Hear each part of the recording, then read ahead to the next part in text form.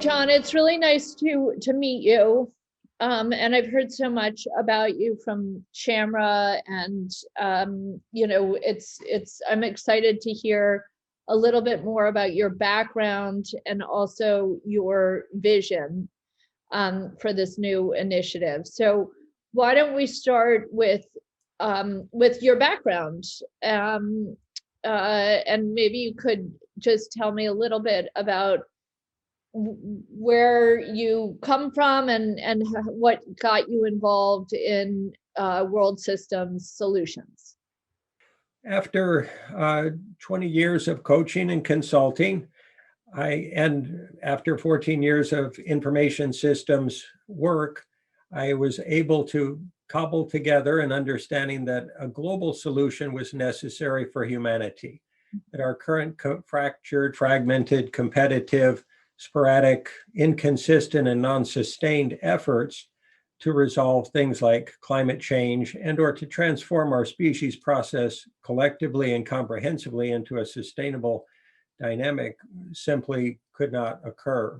The conflicted nature of humanity, its basic drives, we could call them the primal drives, the survival drives, the feeding drives, are basically sociopathic and blind in terms of being able to understand their potential effect on our natural world. I realize that we've been in competition with nature and competition with that which keeps us alive. Therefore, our efforts, our adaptive efforts, technological and otherwise, have literally been destroying the planet and are destroying ourselves. So we're actually, through technology, magnifying the nature of the problem rather than solving it, sort of digging a hole rather than climbing a mountain. So let's jump into World System Solutions. Can you tell me what that is exactly? Right now, it's a group of 50 people, what we would call a team of teams. And that 50 people are working on developing conscious collaboration models, paradigms, and educational materials. It's all, the World System Solutions is also a new paradigm of focused, integrated, and sustained collective and collaborative effort, meaning we wish to operate as the nexus point for organizations, governments, educational institutions, think tanks, etc., an integration point where they can collaboratively work together and be facilitated in doing so in very effective, efficient ways in order to apply requisite necessary resources to climate change issues and problems in the near term. So that will be a sustainable, focused effort that's highly integrated, highly organized, highly collaborative, and completely non-competitive. And in order to achieve that, we've designed something called the Social Movement Engine, which is designed to access existing social movements and to incubate new ones, and to align and manage them, facilitate them, support them, resource them, fund them, educate them, so that their efforts via their votes, so to speak, will inform organizational and governmental efforts to solve climate change, so that literally the will of the human species will be the guiding, driving force behind all future strategic efforts for resolution of climate change, and also transforming the world into a sustainable life process that people will actually feel good about and be resonant with and recognize to be a product of their collective intentions. Okay, so you're very well spoken and articulate, and thank you. And I so appreciate what you're doing here and the need for it, having spent a lot of time in the climate change arena. So can you now try to describe to me what you just described as though I'm in kindergarten? Oh, absolutely. So think of me as a 6-year-old, 7-year-old kid, or a group of kids, and you're trying to explain what this organization is.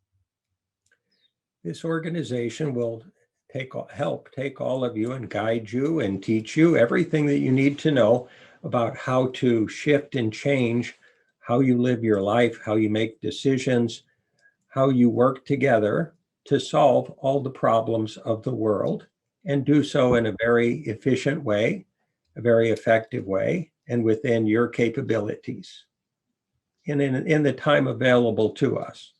So how does that happen? How do you do that exactly? And The maybe just try, if you can, to make it, I mean, part of what I try to do is just make things visual for people and ways that they can kind of track it in their heads. So as much as you can try to ground it in like in real examples and how this is going to work, is it using the internet? Is it tapping into organizations? Which organizations? How does it bring them together? Just try to make it as grounded in kind of real examples as you can to help us track exactly what you're saying and what the vision is. So this diagram is a simple distilled version of the social movement engine approach. At the bottom, you've got basically a voter steerage system. So anyone and everyone in the world would have that wanted to, via an application on their cell phone, would have their computers, would have the option of stating problems in their nation or in their location, stating what their preferences are.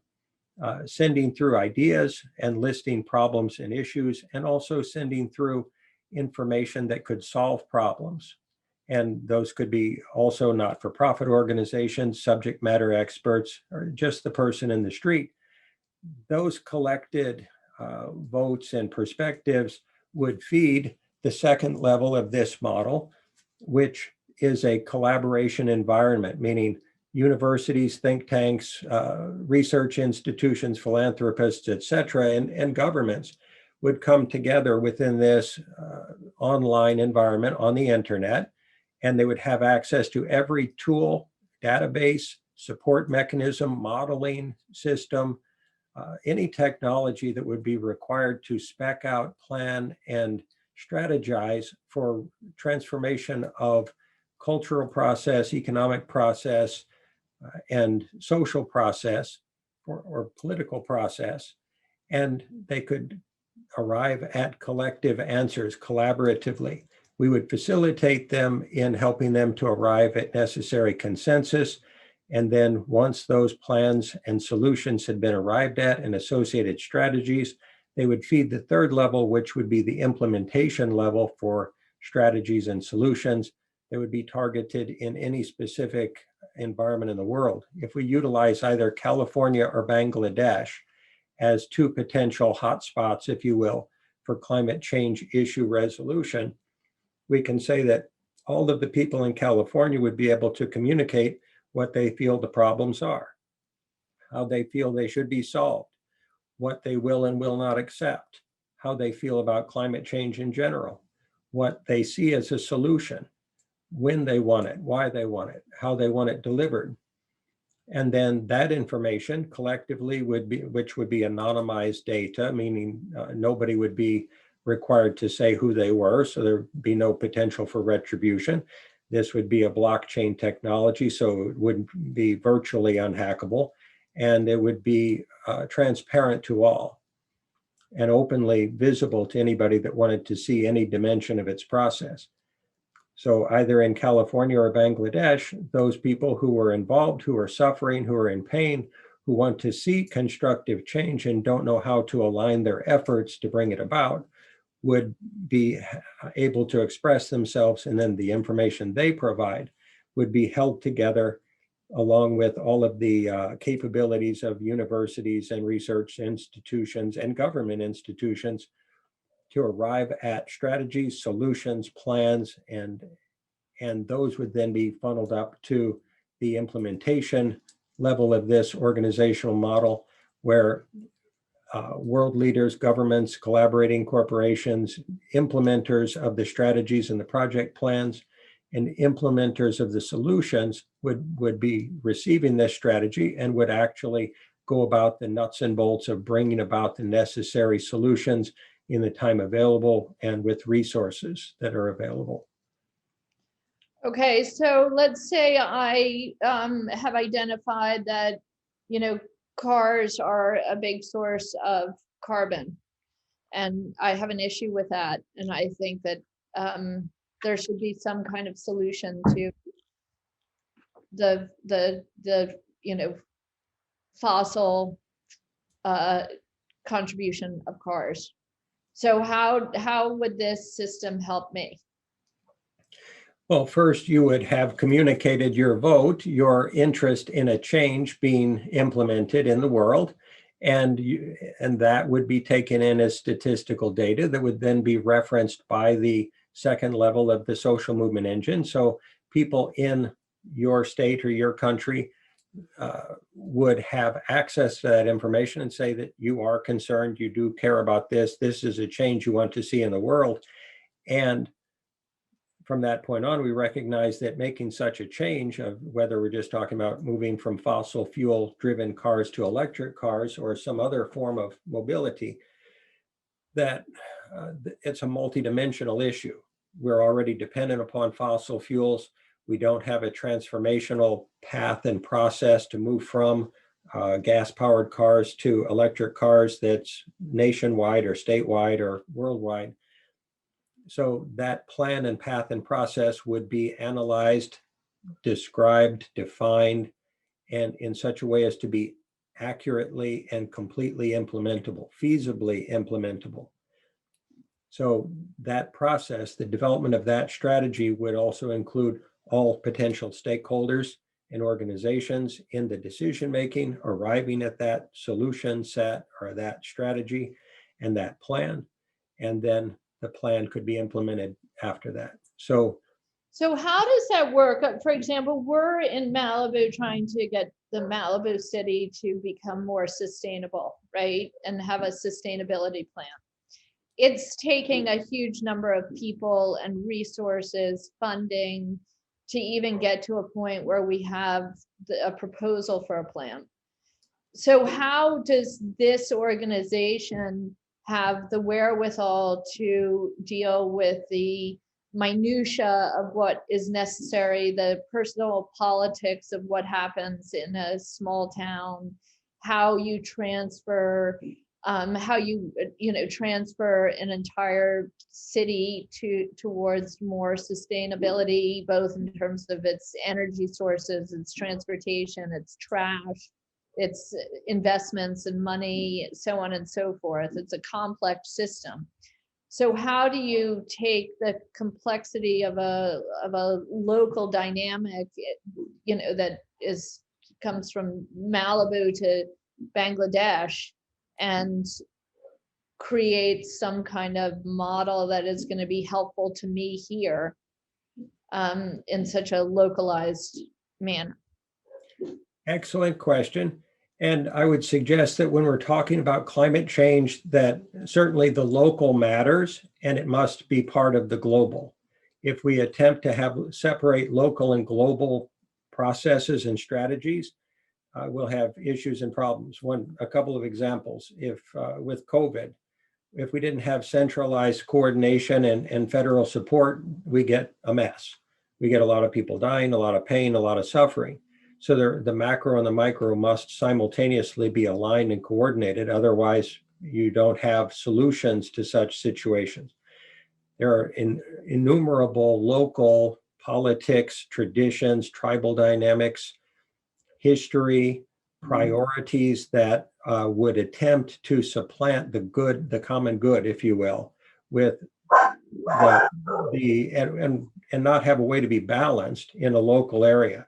If you don't have a comprehensive plan and strategy in place, and if you don't work that plan very practically in a real world way, then you're going to have unreconcilable conflicts at the local level and or at the state or federal level. And that's just in the United States. We're talking about a global, strategic, coordinated, orchestrated process. So if local municipalities are left to their own devices, we can pretty much say it's not going to happen in our view, that there will be so much limited bandwidth, limited resources, incapacity to change and transform, lack of access to complete information, and built-in unwillingness to change within the human population that's so foundational, so traditional, so tribal, and so unconscious. And along with a what's in it for me motivation at that granular level, if there is not global collaboration that is not enforced or driven, we're not suggesting that, we are saying that is integrated and operates from the same sheet of music, if you will. If we don't have that, or if we were talking about California or Bangladesh, if we simply wanted to solve for that, it's not going to happen without external help. Meaning that California, speaking respectfully, I have my doubts as to whether, with all of their pre-existing economic and political conflicts and differences of opinion, as well as vested interests that are in competition, because humanity has been literally taught to compete with each other rather than to collaborate. We cannot get to climate change resolution via competition. It cannot happen. We'll simply fight over the scraps till we destroy ourselves. If that occurs in Malibu, or if that occurs in California, or if that occurs in the United States, or if that occurs between nations, we're likely to get a similar result as far as we perceive it. So there must be a global education system that's transformational in nature. There must be a centralized logistical system that is coordinated with a hub and wheel design with world dynamics at the grassroots level and at the state level and at the city level. And if they're not operating in sync with each other, then with our vastly depleted resources due to COVID, due to misuse of resources, simultaneous to the climate change issues, simultaneous to pollution issues, we will be unable to effect the requisite results in the near term and generate a sustainable collective life process for humanity. So that's our intention, is to generate that. So I'm still having a hard time following exactly what happens. I mean, it would be helpful maybe if you could walk me through, and it doesn't have to be the Malibu example, but a specific localized example that then works its way up to this more large scale and then trickles back down, and how that happens, given that there is no, I mean, the only real international group is the United Nations, which is not, at least it was pretty disempowered under Trump. And, you know, it is kind of a mixed bag in terms of its effectiveness.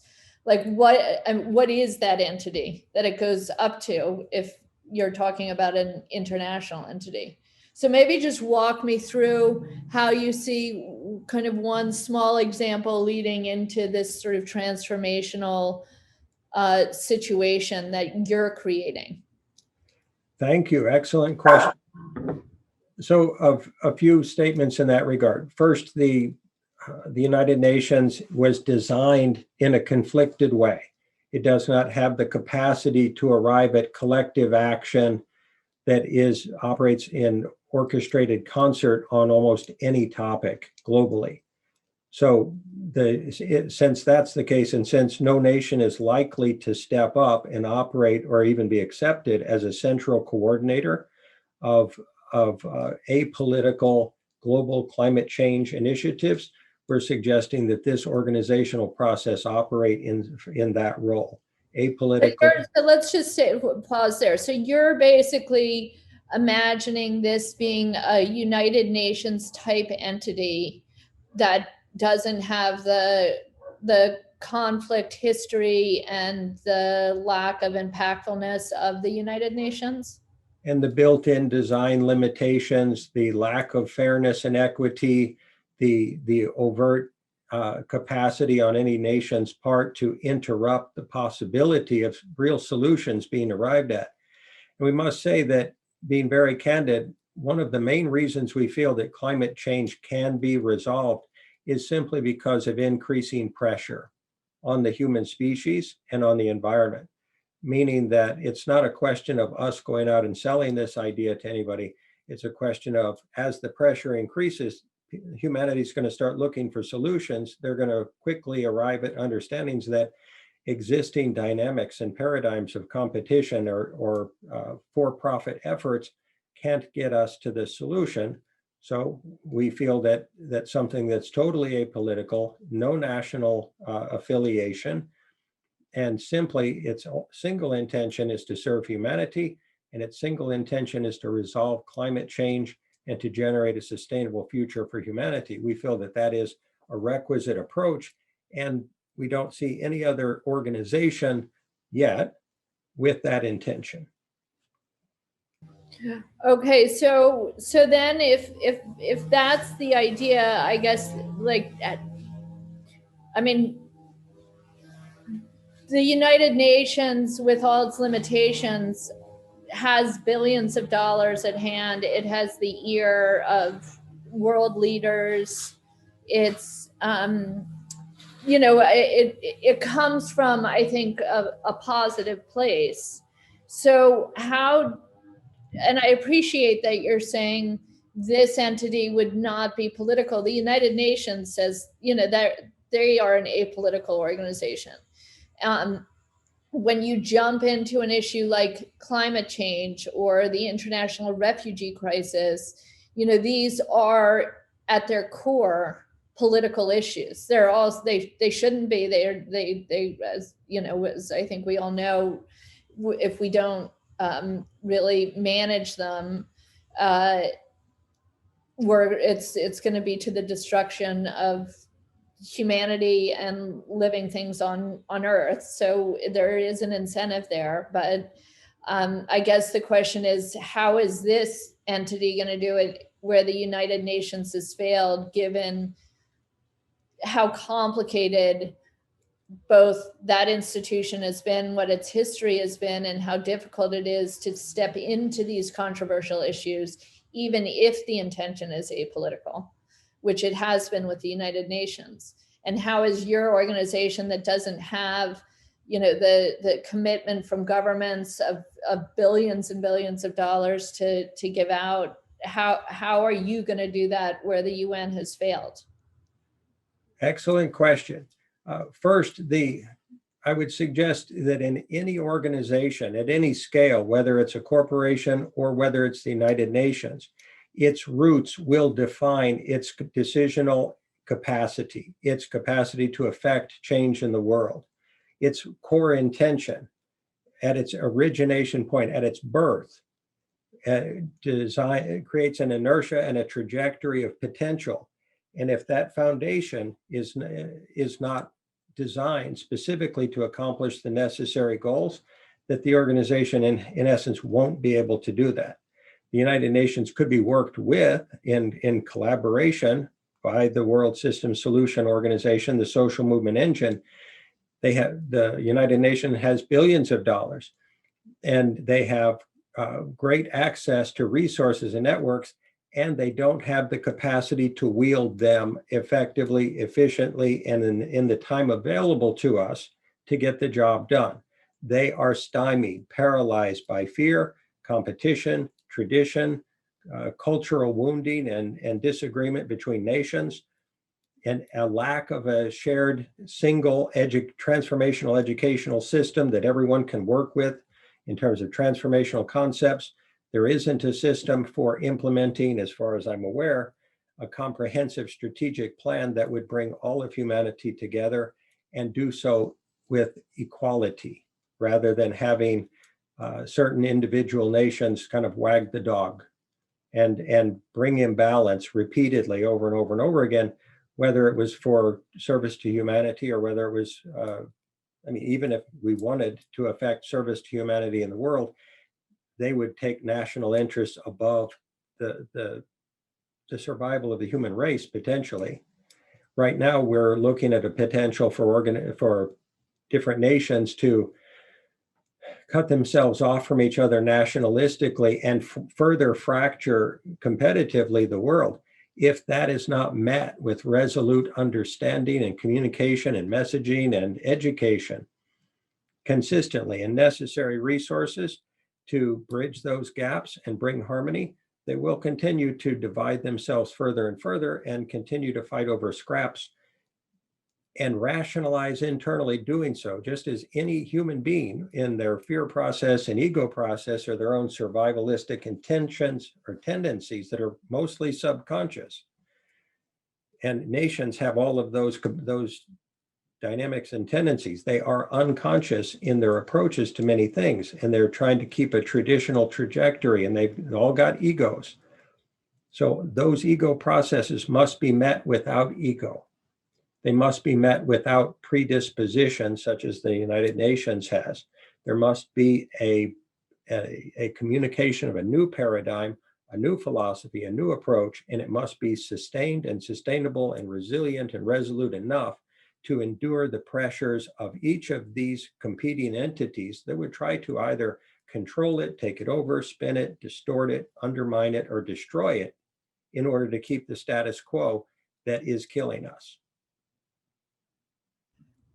So how do you propose doing this? How do you find the funding? How do you find, I mean,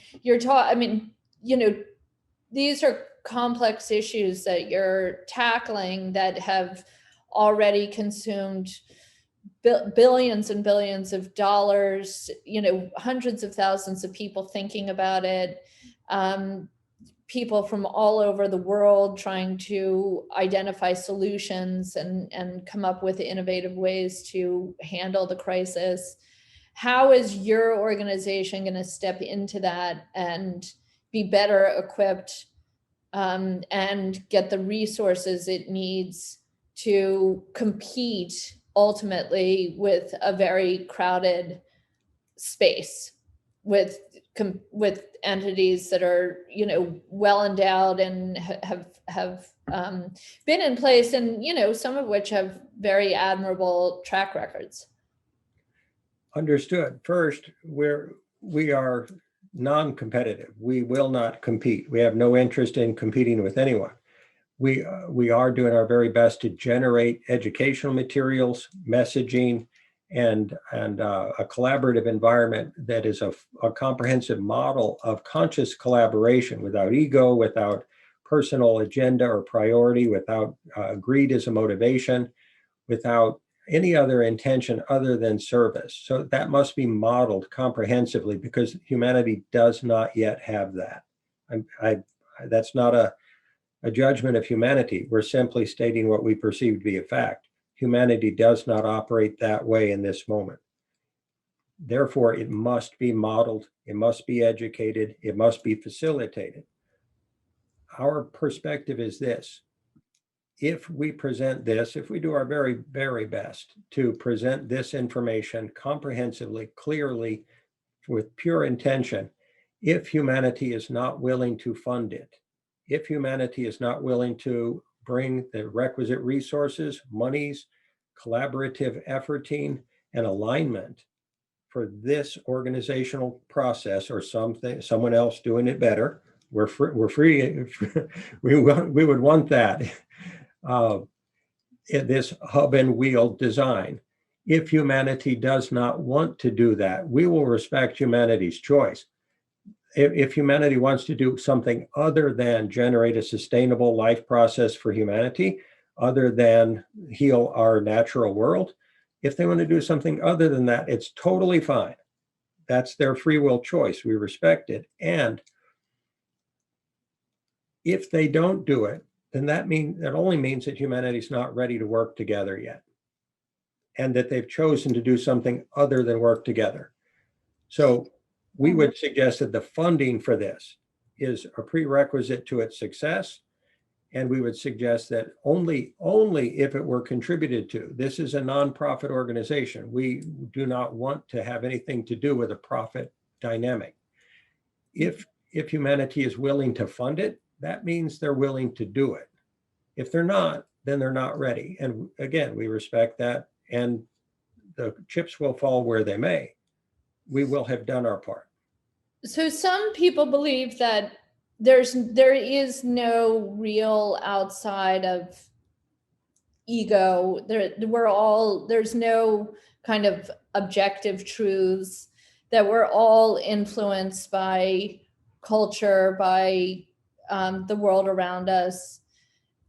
So my question to you is, how is it that you and this organization falls outside of that? And how, if that is the case, do you maintain that with what seems to be a pretty open, engaged approach, where you're pulling in people and resources from all over the world who may not have that ability to kind of be outside of those influences, if that's what you're saying that you and this entity is?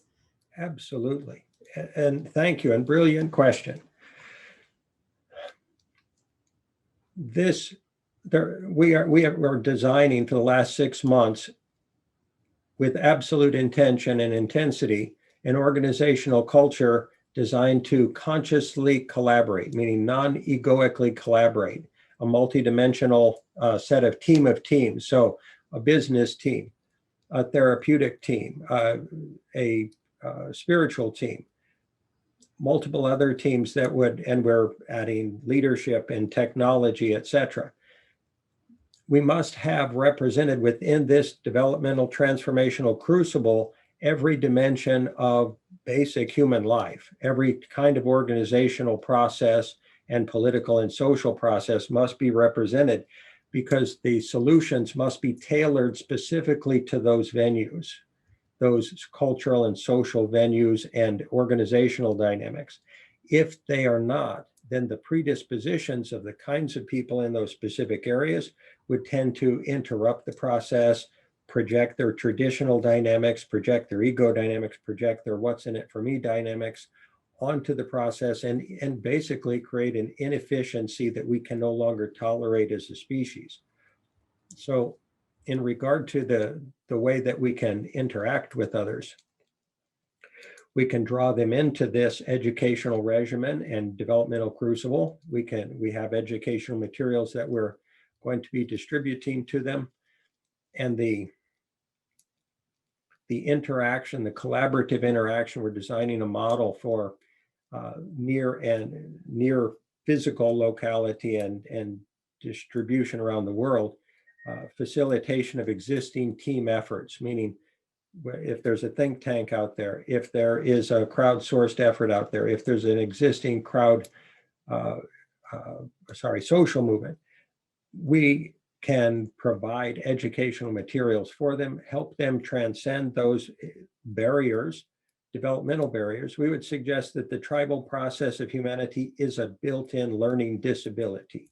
It's a set of training wheels that got us here to this point of development that we're at in this moment, and can take us no further. If we are not willing and able to introduce and embody a new life paradigm, a new way of life, and distribute it and implement it and refine it and evolve it and educate for it and support it and nurture it. If we're not willing to do that, if we're not willing to invest in ourselves as a species consistently and adequately, that transformation will not occur. We are in a burning platform scenario here. If you've heard of an oil well, if it catches fire at night and the people are pushed by the flames to the edge of the oil well, and they can either jump into the ocean in the dark, into the cold water, 100 or more feet below, or they can burn. They've got to make a choice. We've got to make a choice, and we must bring that message with absolute clarity so that people can make the choice. If they don't know there's a choice, they don't understand the choice they're making, they will be a deer in the headlights. They will be incapable of affecting their personal or collective will. If we don't have a shared gestalt understanding between us of what the true nature of our global situation is, we will operate at odds with each other like a team of horses that are all hitched to a wagon in different directions, pulling in different directions. We must offer a complete solution. It must be complete, otherwise there will be holes in the process. inefficiencies created, internal conflicts, areas of ignorance that are not covered and are not realized ahead of time to be areas of ignorance that then lead to potential downline rework, inefficient utilization of resources, conflict, finger pointing, ego process.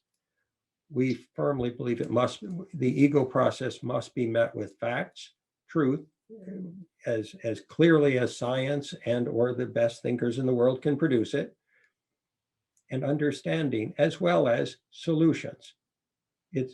They must be paired together. There must be solutions and there must be understanding simultaneously. Otherwise, people go into fear, they go into old habits, they go into control and safety strategies, and they don't get the necessary results in the near term that must occur.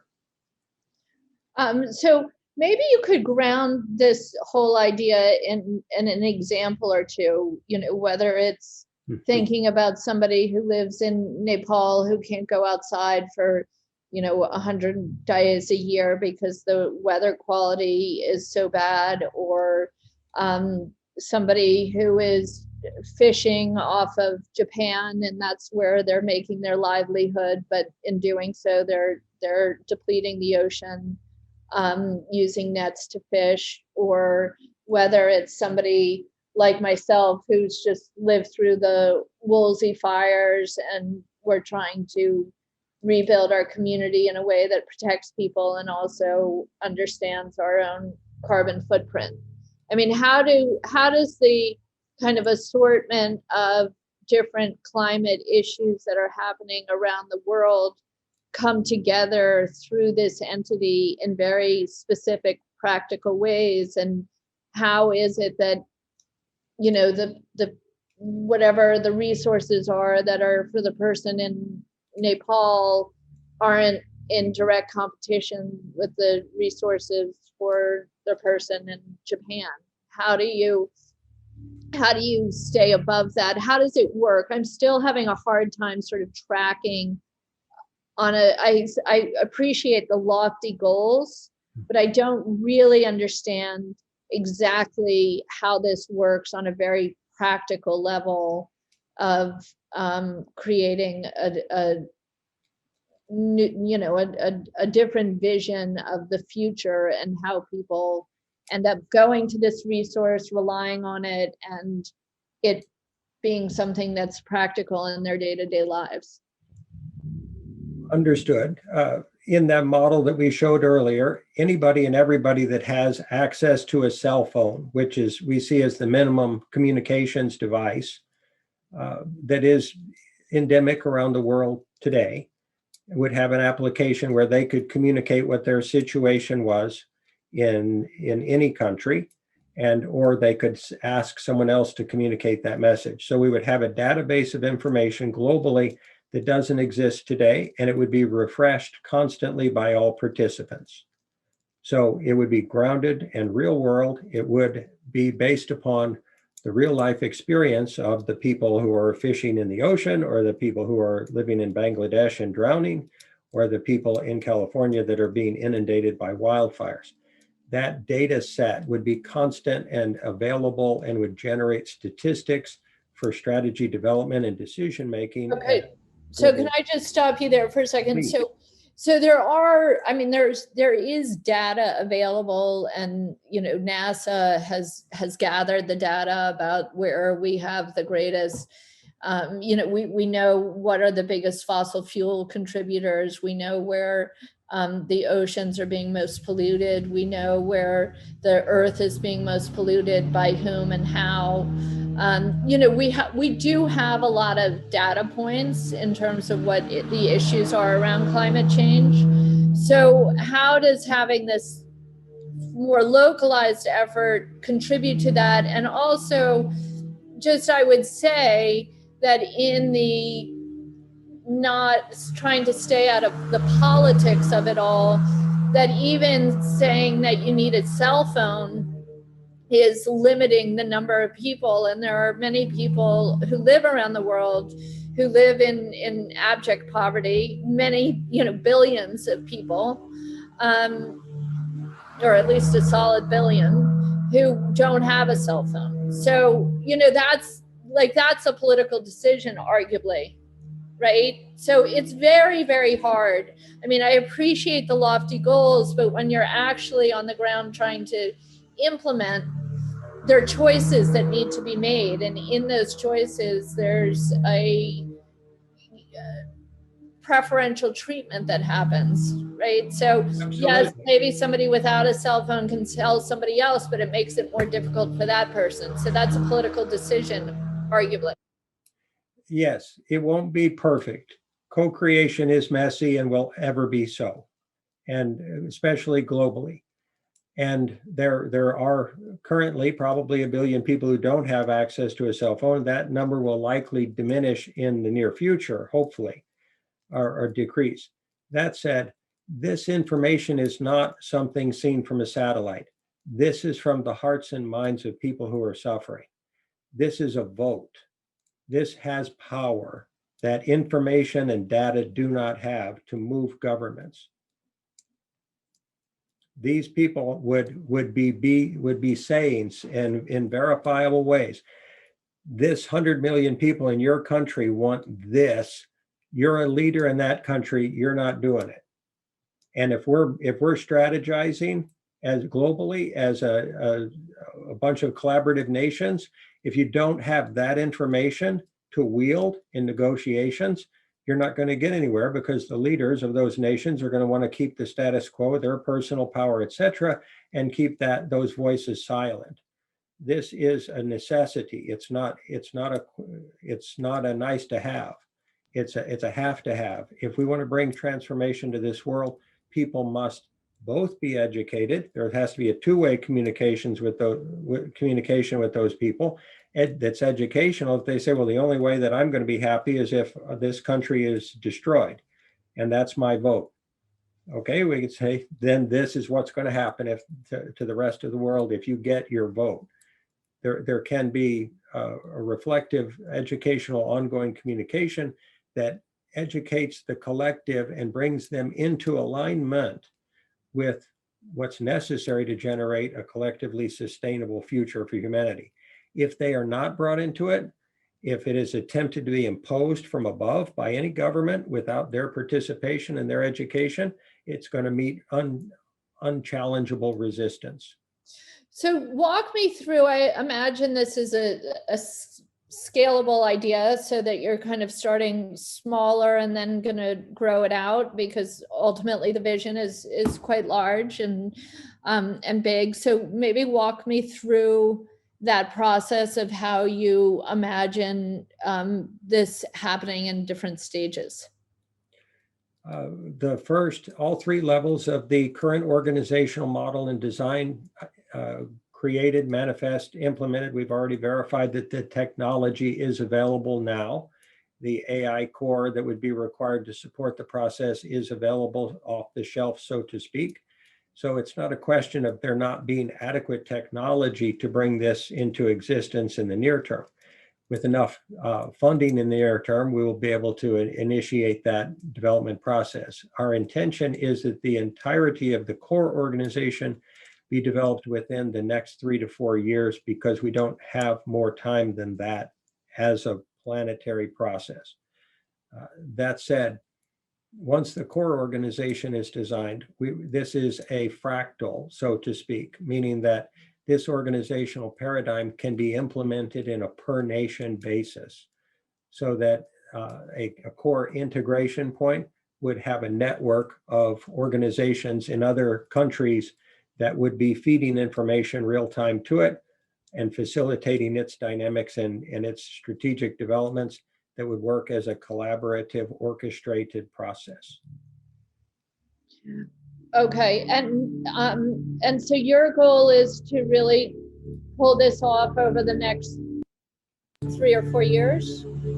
The core organizational development, yes, and bringing in necessary initial stakeholders, or universities, government institutions, think tanks, and subject matter experts to build it. Okay. Transdisciplinary experts, meaning interdisciplinary will not do it. There must be transdisciplinary efforts without ego, meaning integration, fusion, and convergence of existing technologies, and they must be applicable at scale, meaning carbon collection technology is wonderful. That said, if it's got to be married and integrated with perhaps 30 other technologies into solutions that actually apply to all dimensions of global transformation. If we try to go at it sporadically or hit or miss, or by developing one technology that's not going to leverage and be synergized by other technologies, we'll get inefficient results and we'll misapply our resources and we won't even know we've done it. And what is the budget for this project? This year is currently envisioned to be $21 million. There is no, that's development and startup costs. The long term would be as many billions as we could offer it. It will be a distribution point for funding. It will be a distribution point for solutions in technology, a delivery system for information and for education that are transformative in nature. And it will be a delivery system for a collaborative crucible, or a space where people can come together to solve problems that is sustainable. It's got to be a sustainable environment for collective action and collaboration. If it's not sustainable, then we will tend to go back and fall back into prior tendencies and habits as nations and individuals. So, John, tell me, for the people who are listening here today who are excited about your vision, how can they get involved? How can they participate even now? They can contact us at wssnow.org. We have an orientation team that can provide information to them, educational materials for them, and define a path and process for communication or participation or being part of a team, one of the team of teams, and help them align with us and help them understand us better. We have lots of materials, a vast amount of materials on the website, and we are providing educational materials for free. We're about to start a YouTube channel for all of our educational and collaboration supported materials to be offered for free to anybody that would want to utilize them. And we invite anybody and everybody. We want to help. That's our single intention. We have no other purpose. This is what it's all about. And we simply ask for anyone who would want to participate to do so.